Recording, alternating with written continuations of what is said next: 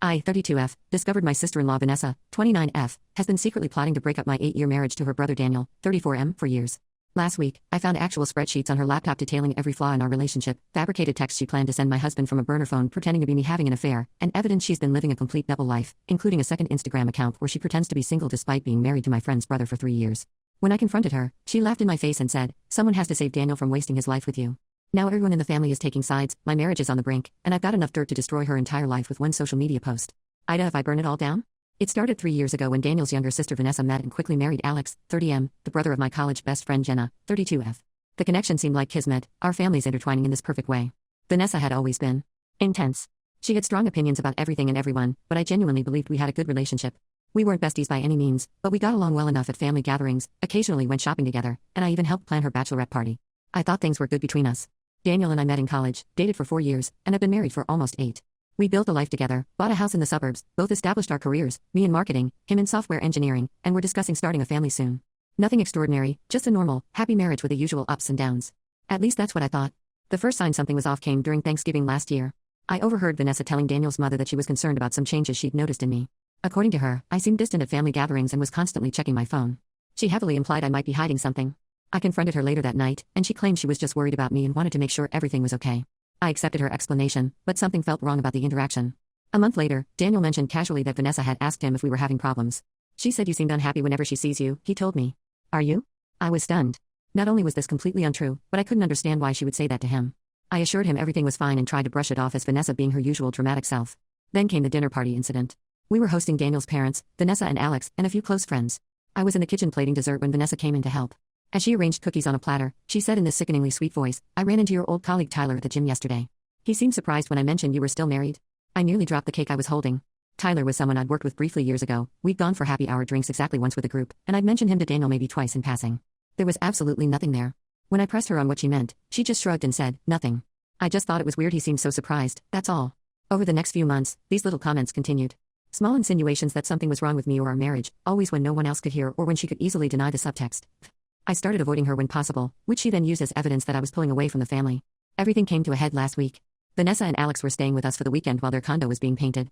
I work from home on Fridays, but they had both gone out for the day, Alex to meet a client, he's a financial advisor, and Vanessa supposedly to have lunch with friends. I was in our guest room, which we've converted to a home office, when I noticed Vanessa had left her laptop open on the dresser. I went to close it so it wouldn't overheat, and that's when I saw it, a document titled Operation Save Daniel.xlsx on the screen. I know I shouldn't have looked. I know privacy is important. But after months of her strange behavior, something compelled me to click. What I found made my blood run cold. The spreadsheet contained dated entries going back 3 years, documenting every perceived issue in my marriage. Arguments she'd overheard, times Daniel seemed stressed about work that she'd attributed to our relationship, even a section called Evidence of Cheating where she'd listed things like checked phone quickly when it buzzed and new haircut in March, for whom? But that wasn't the worst part. There was another tab labeled Intervention Plan. It detailed, step by step, how she planned to open Daniel's eyes to how wrong I supposedly was for him. Some steps had already been checked off, plant seeds of doubt with mom and dad. Mention Tyler's situation. Suggest counseling to Daniel, imply she refuses to go. The next unchecked item sent chills down my spine, Operation Infidelity Evidence, week of May 18th. Today was May 15th. I scrolled frantically through her files and found what Operation Infidelity entailed. She had drafted fake text messages, photoshopped images, and even planned to send messages from a burner phone to Daniel pretending to be me texting a lover. She was going to try to convince my husband I was cheating on him, with fabricated evidence. As I sat there in shock, I clicked through more of her files. That's when I discovered the second bombshell. Vanessa had been living a double life online. She had a secret Instagram account with thousands of followers where she portrayed herself as a single, childless career woman living in the city, completely erasing Alex, their suburban home, and her actual job as a part-time yoga instructor. She posted glamorous photos in locations I knew she'd visited with Alex, but with him cropped out. There were flirtatious exchanges with male followers and lengthy captions about living her best single life. I took photos of everything with my phone, my hands shaking. Then I closed her laptop exactly as I'd found it and went to the bathroom where I promptly threw up. When Vanessa returned that evening, I could barely look at her. I made an excuse about a migraine and stayed in my bedroom. I needed time to think. Should I confront her? Tell Daniel immediately? Talk to Alex? I was paralyzed with indecision. The next morning, Daniel left early for a cycling trip with friends, something he'd planned weeks ago. Alex went to meet his sister for breakfast, which left Vanessa and me alone in the house. I decided I couldn't wait any longer. "I saw your laptop yesterday," I said bluntly as she sipped her coffee at our kitchen island. "I saw everything, Vanessa. The spreadsheets. The fake texts. Your secret Instagram account." For a moment, she froze. Then, incredibly, she laughed. Not a nervous laugh, but a cold, dismissive one. "And? What are you going to do about it?" she asked, setting down her mug. "Why?" I managed to ask, my voice barely above a whisper. "Why would you do this to me? To your brother? To Alex?" She rolled her eyes. "Please. My brother deserves better than a basic suburban life with someone like you. You've held him back for years. He could have taken that job in Seattle, but no, you couldn't leave your precious little marketing position. He could have traveled, experienced life, instead of being stuck in this. She gestured around our kitchen with disgust, this boring existence. That's not your decision to make, I shot back, finding my voice. That's between me and Daniel. We make choices together. He didn't want to move to Seattle any more than I did. Because you brainwashed him into thinking this is what he wants, she snapped. Someone had to wake him up. And Alex? I asked. Does he know his wife pretends to be single online? That she flirts with other men and completely erases him from her life? A flash of something, fear, maybe, crossed her face, but she quickly recovered. My relationship with Alex is complicated. He understands me. I doubt that very much, I said. I think he'd be devastated to know the truth. You won't tell him, she said with certainty. Because if you do, I'll make sure Daniel sees all the evidence of your affairs. I've been building this case for years. Who do you think he'll believe? His devoted sister who's only concerned for his happiness, or the wife who's been acting increasingly suspicious? You're insane, I whispered. I'm determined, she corrected. There's a difference. She stood up, towering over me.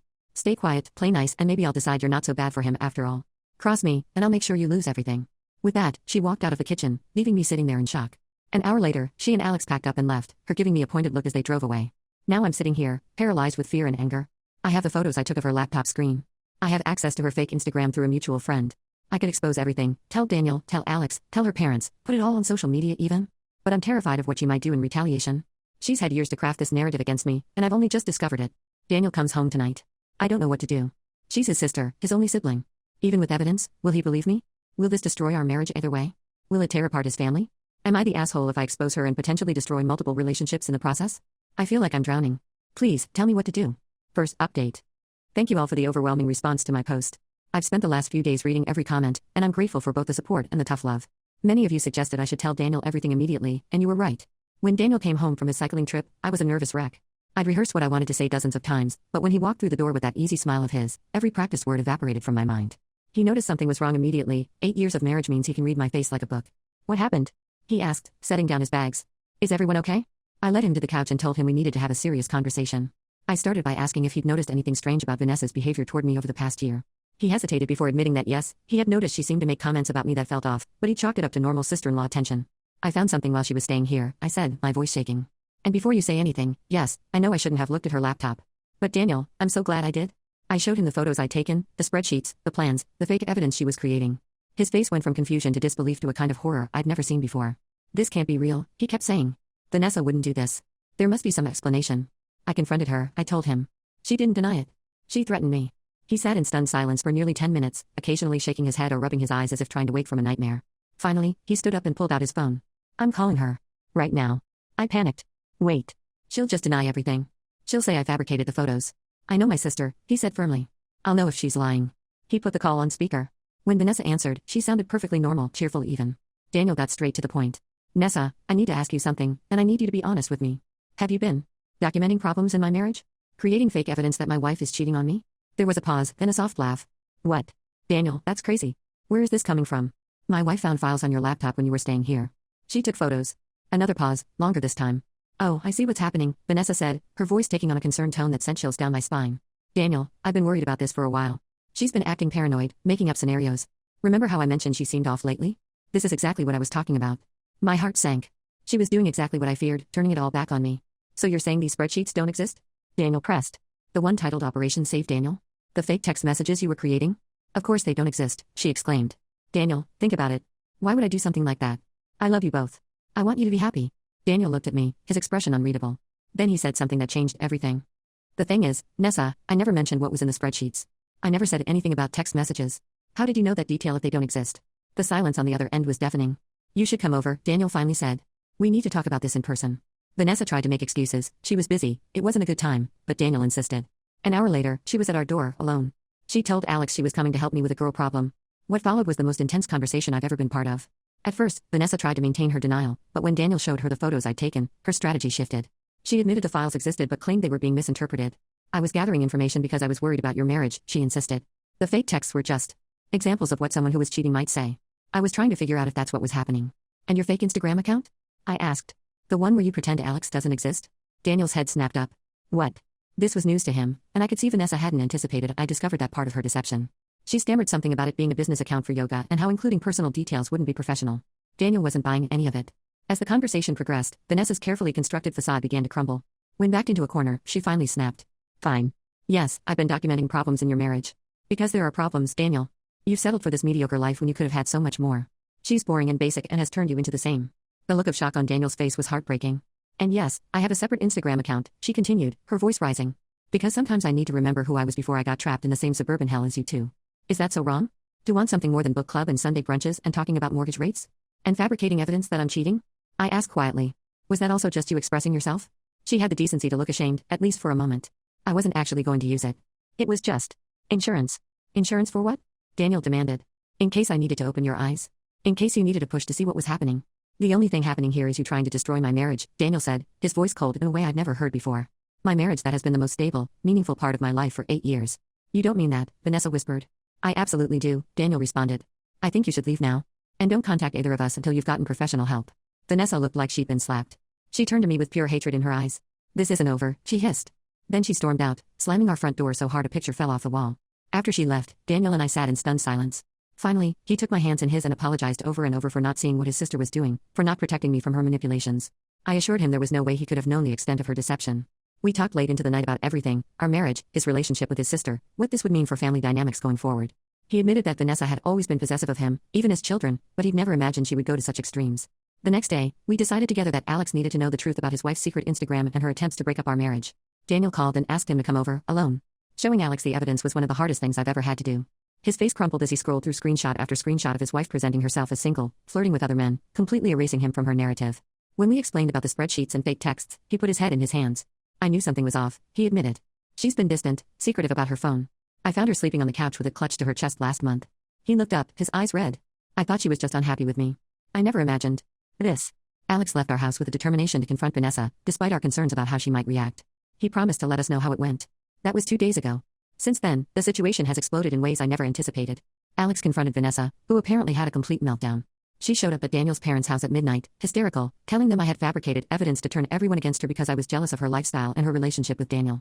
His parents called us, confused and concerned. Daniel explained everything, including showing them the photos from her laptop. They were devastated. His mother has since called me privately to apologize for any time she might have believed Vanessa's insinuations about our marriage. Meanwhile, Alex has moved out of their condo temporarily and is staying with his sister, my friend Jenna.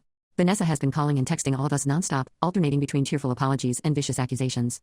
She's threatened to expose me for things I haven't done, to tell everyone I've been unfaithful, I haven't, to sue me for invasion of privacy for looking at her laptop. Daniel has blocked her number, and his parents have told her she needs professional help before they'll speak to her again. I'm still receiving her messages but not responding. What concerns me now is that she's started posting cryptic things on her real Instagram, not the secret one, about the truth coming out and how some people will do anything to protect their perfect image. She hasn't named names, but anyone who knows us would understand who she's referring to. I'm worried about what she might do next. Daniel has suggested we consult a lawyer about a possible restraining order if her behavior escalates. We've also started marriage counseling, not because we think there's anything fundamentally wrong with our relationship, but because this kind of betrayal from a family member leaves scars we want to address before they deepen. Alex has reached out to Daniel a few times, clearly struggling with his own decisions about his marriage. Jenna tells me he's devastated but also angry, not just at Vanessa's deception but at the realization that his wife seems fundamentally unhappy with the life they've built together. As for me, I oscillate between feeling vindicated that everyone now sees what Vanessa was doing and feeling terrified about what destruction she might still cause. This isn't the clean resolution I had hoped for when I decided to tell Daniel the truth. I'll update again when there are significant developments. Thank you again for all your support and advice. It gave me the courage to do what needed to be done, even though the aftermath has been messier than I could have imagined. Second update. It's been almost 3 weeks since my last update, and so much has happened that I hardly know where to begin. First, thank you all for the supportive comments and messages. They've been a lifeline during this chaotic time. The day after I posted my last update, Vanessa escalated things dramatically. She created a public Facebook post claiming that I had hacked into her personal accounts, stolen private creative writing projects, and twisted them to destroy her family relationships. She painted herself as the victim of my obsessive jealousy and my need to control Daniel's relationships with his family. The post included tearful selfies and vague references to her mental health struggles that she claimed I'd been using against her. Several of her friends immediately rallied to her defense, leaving supportive comments and sharing her post. A few even sent me nasty messages on Instagram. What Vanessa didn't anticipate was that one of those friends, her yoga studio colleague Tara, 27F, actually reached out to me privately. I've seen some concerning behavior from Vanessa, Tara's message read. She said things about you that didn't add up, and this post feels manipulative. If you're willing to talk, I think I might have information that could help you. I was hesitant at first, fearing this could be Vanessa setting another trap. But after consulting with Daniel, I agreed to meet Tara for coffee at a public place. What she told me left me speechless. According to Tara, Vanessa had been living multiple different lives depending on who she was with. At the yoga studio, she presented herself as a struggling artist whose unsupportive husband didn't understand her creative needs. In her Instagram life, she was a glamorous single woman.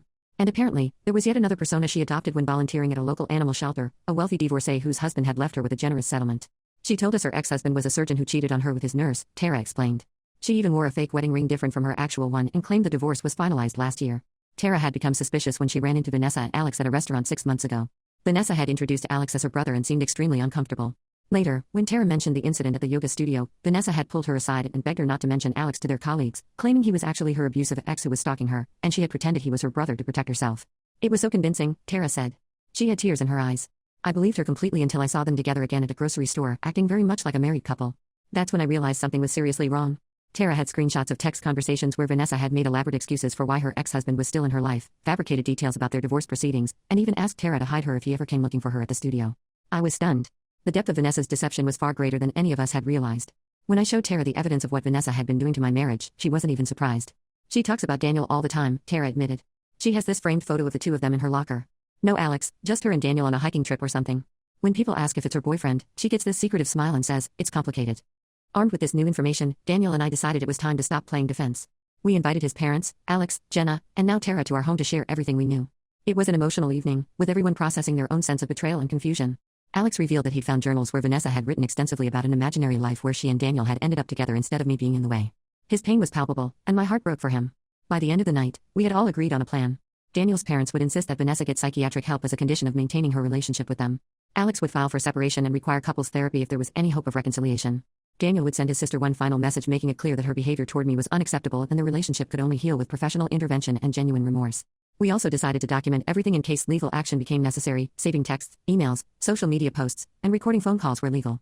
The next day, Vanessa's world began to collapse around her. Her fake Facebook post backfired when Alex, who had remained silent publicly until then, responded with a comment that simply read, "This is false.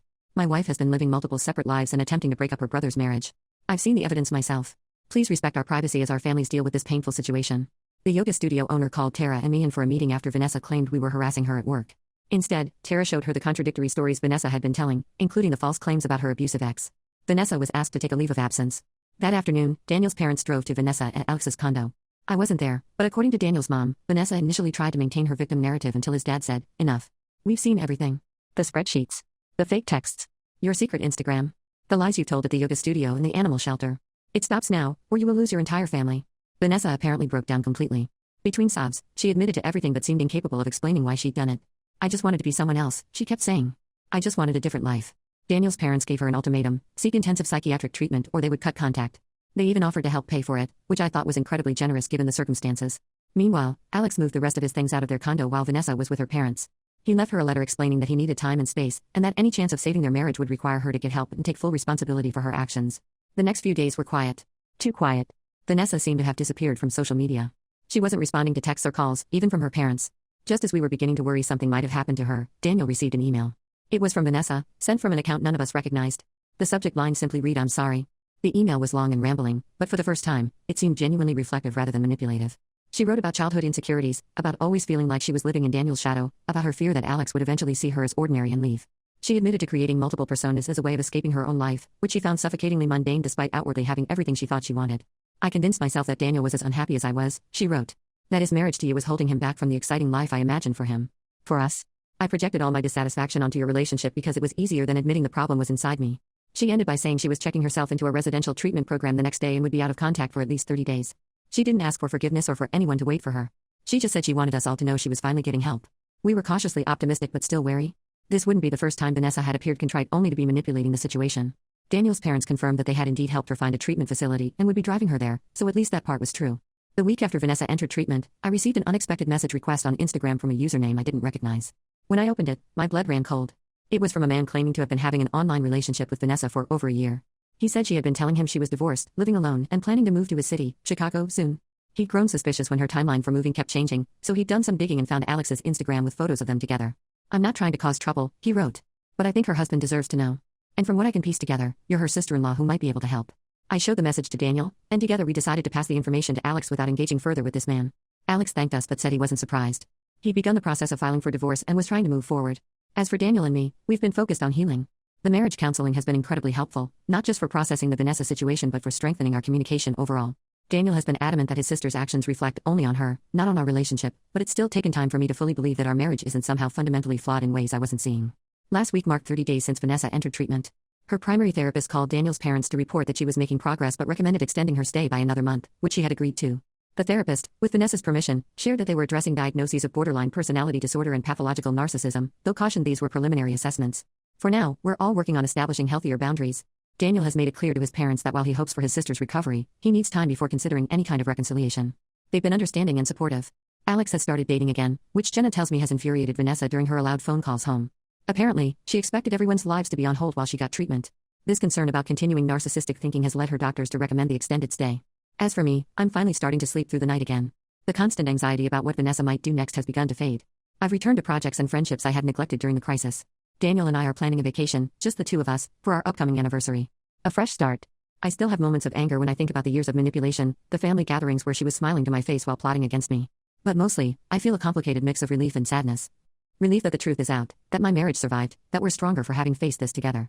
Sadness for the relationship with Vanessa that never really existed, for Alex's shattered marriage, for Daniel's loss of the sister he thought he knew. I don't know what the future holds for Vanessa or how any of us will relate to her after treatment. What I do know is that I'm no longer willing to accept anything less than complete honesty and respect from anyone in my life, family or not. Thank you again for all your support through this bizarre and painful journey. I'll update again when Vanessa completes her treatment program and we figure out what happens next. Final update. It's been 6 months since my last update, and in many ways, life has found a new normal, though it's a very different normal than before.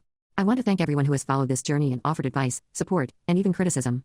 Your perspectives helped me navigate one of the most disorienting experiences of my life. Vanessa completed her 60-day residential treatment program 4 months ago. According to Daniel's parents, her doctors recommended she transition to a halfway house rather than returning to the condo she had shared with Alex, who had by then moved out completely. She spent another month there before finding a small apartment of her own near her parents' home. Throughout her treatment, Daniel and I maintained our distance. We didn't visit, though Daniel did accept a few monitored phone calls during her second month of treatment. His parents kept us informed of her progress, which they described as 2 steps forward, 1 step back, real improvement mixed with occasional regression into defensive behavior or denial. About a month after she moved into her apartment, Vanessa reached out to Daniel directly, asking if we would meet with her and her therapist for what she called a structured reconciliation session. After discussing it extensively in our own therapy, we agreed. The meeting was intense. Vanessa looked different, thinner, with shorter hair and none of her usual perfect makeup. She seemed fragile but present in a way I hadn't seen before. Her therapist, Dr. Chen, facilitated the conversation, starting by establishing ground rules about interruptions and accusatory language. Vanessa had prepared a written statement, which she read with shaking hands. She acknowledged, in specific detail, the way she had tried to undermine our marriage. She admitted to the multiple false personas, the planned evidence of infidelity, the years of subtle comments designed to create doubt. She explained, but was careful to say she wasn't excusing, how her disorders had manifested in these behaviors. I became obsessed with the idea that Daniel couldn't possibly be happy in what I perceived as an ordinary life, she said. Because I wasn't happy in mine. I created elaborate fantasies where I rescued him from this imagined prison, where I was the hero of the story. The line between these fantasies and reality blurred until I was actively trying to make them come true. When she finished reading, she looked up at us with tears streaming down her face. I don't expect forgiveness, she said. I'm not even asking for it. What I did was unforgivable. I just want you to know that I understand now how wrong I was, and I'm committed to never being that person again. Daniel was crying too.